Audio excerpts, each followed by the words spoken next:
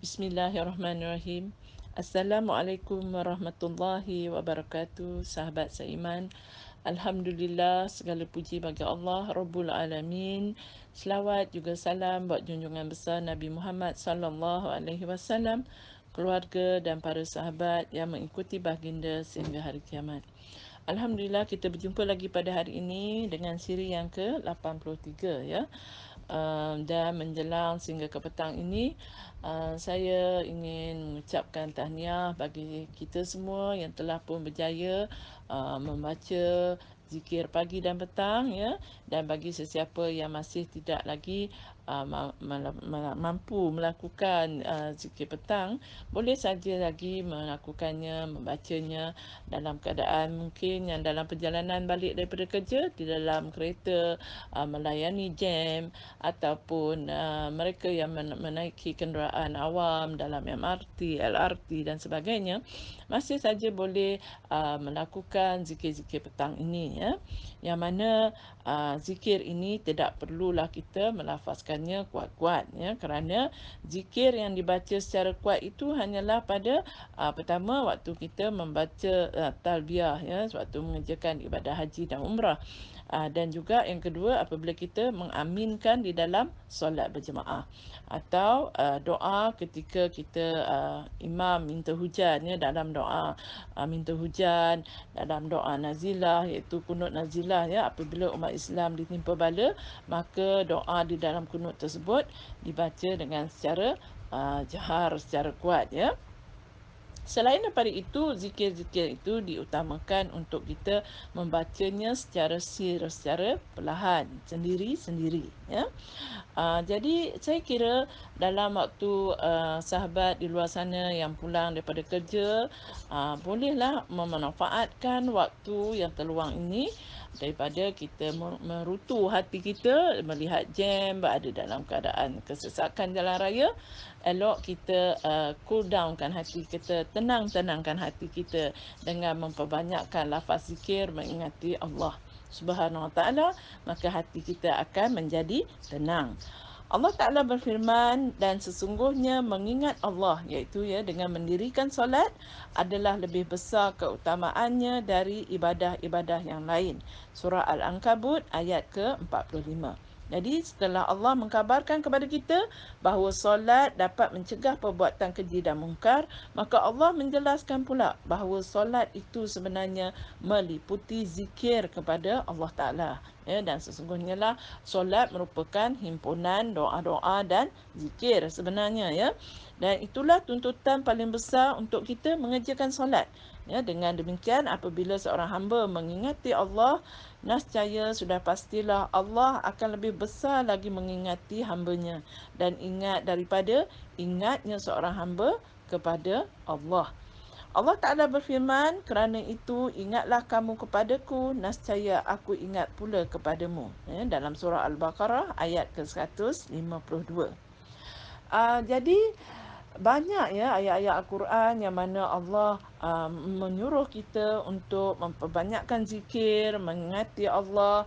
Sebagaimana juga di dalam surah Al-Araf ni ya, dalam surah Al-Araf ayat yang 205, Allah Ta'ala berfirman, dan sebutlah nama Rabbmu dengan merendahkan diri dan rasa takut, dan dengan tidak mengeraskan suara di waktu pagi dan petang, dan janganlah kamu termasuk orang-orang yang lalai.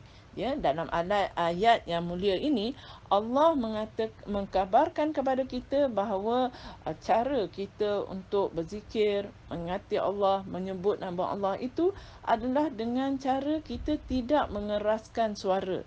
Kecuali dalam zikir yang telah saya katakan tadi, itu saja yang kita membacanya dengan lafaz yang kuat ya, keadaan lafaz yang jahar. Tetapi dalam kebanyakan zikir-zikir yang selain dari itu, kita dituntut untuk membacanya secara secara perlahan-lahan.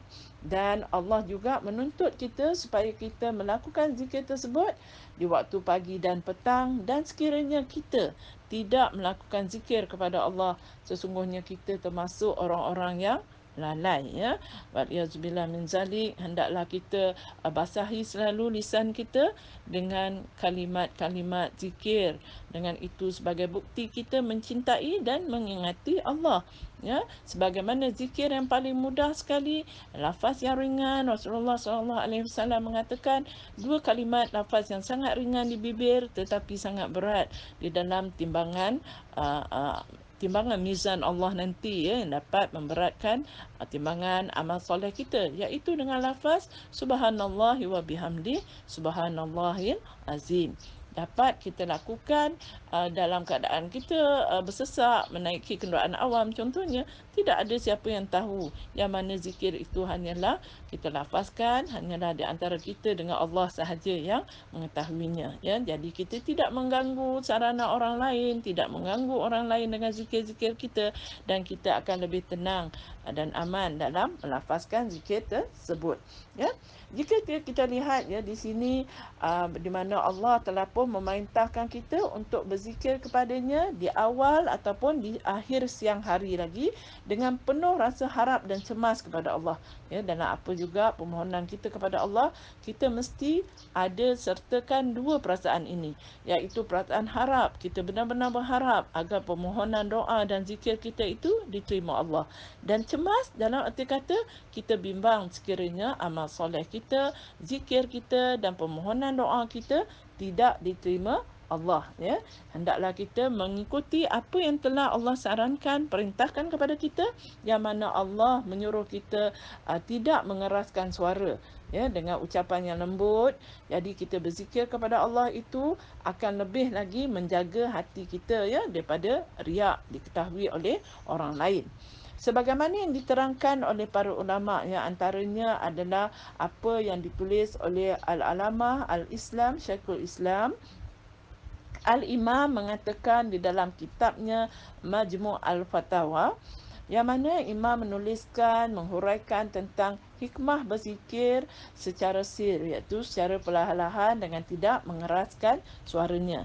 Jadi huraiannya panjang, kita ringkaskan sahaja, ya, yang mana di antaranya yang pertama adalah ia merupakan petanda besarnya keimanan seseorang, sebab orang tersebut mengetahui bahawa hanya Allah yang mendengarkan zikir dan doanya yang tersembunyi itu, ya. Yang kedua, ia sebagai satu bentuk kesopanan dan penghormatan yang paling besar. Sebab kita andaikan sekiranya kita dekat dengan raja dan kita berkata sesuatu, maka kita tidak diperkenankan untuk bercakap dengan meninggikan suara. Itu sesama manusia. Jadi apatah lagi kita bermunajat dan menyampaikan sesuatu hajat kita itu kepada Allah, yang mana sifat Allah yang maha tinggi. Jadi selayaknya kita melunakkan suara kita, mengucapkannya dengan keadaan suara yang lembut. Yang ketiga, itu lebih menyampaikan kepada kerendahan hati kita dan kekusyukan hati. Ini adalah sebagai tujuan ataupun inti zikir itu sendiri, ya, untuk kita mendapatkan kekusyukan hati kita. Sebab itu orang-orang yang khusyuk ini adalah orang yang merendahkan dirinya dalam memohon, seperti permohonan orang yang luluh hatinya, ya, dan segala anggota tubuh badannya juga turut serta apa kata orang tu, merendahkan diri kehadap Allah Subhanahu Wa Taala. Contohnya dalam keadaan kita ditimpa musibah, diuji dengan berbagai ujian, sudah pastilah dengan kita mengucapkan doa dan zikir dengan suara yang lembut itu datangnya daripada hati kita yang luluh, hati kita yang sangat sedih dan begitu mengharapkan pertolongan daripada Allah Taala, ya. Yang keempat, ianya lebih mengandungi keikhlasan. Kelima, ia dapat membuatkan hati benar-benar terasa hina di dalam berzikir dan berhadapan dengan Allah Ta'ala, ya. Zikir dan doa dalam keadaan yang samar ini, dalam keadaan yang kita melafazkannya dalam suara yang perlahan, menunjukkan dekatnya seorang hamba kepada zat yang maha dekat, ya. Tidak seperti orang yang memanggil dari jauh. Jikanya kita memanggil orang dari jauh, mesti kita menjerit supaya dia boleh dengar, ya. Dengan itu kita tahu bahawa Allah itu sendiri maha dekat. Tidak perlu kita meninggikan suara menjerit-jerit sebagaimana jika kita memanggil seorang daripada tempat yang jauh, ya. Jadi hendaknya seseorang itu menyembunyikan zikir dan doanya semampu yang mungkin. Ya. Yang ketujuh adalah untuk dia lebih motivasikan seseorang agar sentiasa berdoa memohon kepada Allah dengan lisan supaya dia tidak bosan dan tidak menjadikan anggota tubuhnya letih. Sekiranya kita berzikir dengan terjerit-jerit, sudah tentu akhirnya kita akan merasa letih, ya, dan akhirnya bosan dan meninggalkan ibadat tersebut, ya. Dan yang ke-8, ianya juga dapat menjadikan kita untuk sentiasa merasakan kehadiran kita itu, rapatnya kita, dekatnya kita dengan Allah itu akan memberikan sesuatu situasi yang sangat berbeza daripada kita berzikir dalam keadaan yang hingar-bingar, berzikir secara berjamaah dengan suara yang lantang, terjerit-jerit. Apatah lagi jika sehingga melakukan zikir dalam keadaan menari-nari sebagaimana yang dilakukan oleh sebilangan firqah-firqah sesat pada hari ini, yang mana itu tentu lagi menjenuhkan dan meletihkan anggota badan kita, ya. Jadi ini adalah di antara kenikmatan-kenikmatan yang dapat kita lakukan apabila kita melakukan zikir dengan cara perlahan. Itu tidak akan mengganggu konsentrasi kita dalam bermunajat kepada Allah, ya. Yang mana jika kita lihat Rasulullah sallallahu alaihi wasallam juga bersabda, yang mana Nabi mengatakan barang siapa memasuki pasar hendaklah dia mengucapkan la ilaha illallah wahdahu la syarikalah lahul mulku wa lahul hamdu wa huwa ala kulli syai'in qadir. Ya, ini adalah zikir yang selalu kita baca, malahan jika kita mengakhiri zikir kita selepas solat fardu sebanyak setiap 33 kali itu, ya, takbirnya, subhanallahnya dan sebagainya itu, Allahu akbar, maka ini juga zikir yang dianjurkan oleh Rasulullah sallallahu alaihi wasallam sewaktu kita memasuki pasar. Tujuannya adalah bila kita berzikir begitu dengan secara perlahan, kita tidak mengganggu konsentrasi orang-orang di sebelah yang turut serta masuk pasar bersama-sama dengan kita. Tetapi apa yang dijanjikan oleh Allah bagi siapa yang mengucapkan zikir ini sewaktu dia memasuki pasar, walaupun dalam keadaan pasar yang riuh pikuh itu, ya, apabila kita mengucapkan zikir ini, maka Allah akan mencatatkan, malaikat mencatatkan beribu-ribu kebaikan dan Allah menghapuskan beribu-ribu keburukan seseorang hamba itu apabila dia melafazkan zikir ini sewaktu dia memasuki keadaan pasar yang hingar-bingar, dan dia akan dijaga oleh malaikat daripada perbuatannya melakukan. Mungkin kita bila masuk pasar sekarang ni, kita katakan dalam supermarket, mall dan sebagainya, kita mungkin tidak membeli sesuatu yang pada awalnya kita tidak pun berhajat untuk membeli sesuatu perkara tersebut. Maka akan berlakulah pembaziran, ya, yang mana kita membeli sesuatu barang yang di luar apa yang sepatutnya kita nak beli. Itu maknanya berlakunya pembaziran di pasar-pasar. Yang mana kita tahu pasar di antara tempat banyaknya syaitan-syaitan berkumpul di situ. Ya, jika kita tidak membaca zikir ini dengan memasuki pasar, berkemungkinan besar kita akan terjebak dalam perkara-perkara yang akhirnya membuatkan kita melakukan pembaziran-pembaziran yang mana itu adalah memang disukai oleh syaitan, ya. Sesungguhnya pembaziran itu merupakan perangai ataupun saudara kepada syaitan, ya. Yang ini juga saya ingin akhiri untuk petang ini supaya kita dapat, ya, istiqamah melakukan zikir pagi dan petang, yang hendaklah kita beramal dengan apa yang rajihnya datang daripada Nabi sallallahu alaihi wasallam, supaya kita tidak, ya, memilih zikir-zikir yang direka cipta oleh manusia-manusia biasa.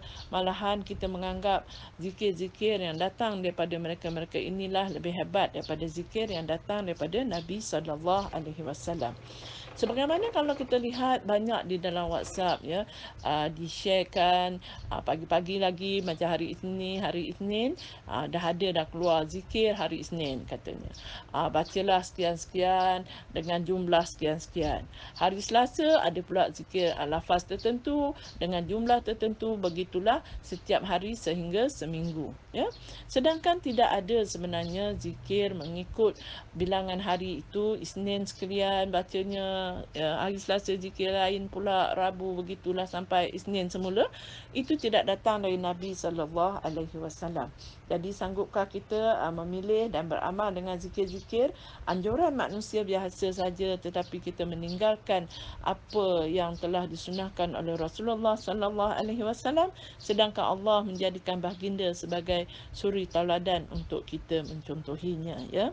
Jadi saya kira marilah kita muhasabah diri, berzikirlah dengan apa yang telah dicontohkan oleh Nabi sallallahu alaihi wasallam, termasuk juga dalam jumlah bilangan zikir yang telah ditentukan oleh baginda. Semoga kita sempat melakukan zikir petang kita pada hari ini, dan semoga kita sentiasa berada dalam petunjuk dan rahmat Allah. Subhanakallahumma wa bihamdika asyhadu an la ilaha illa anta astaghfiruka wa atubu ilaik.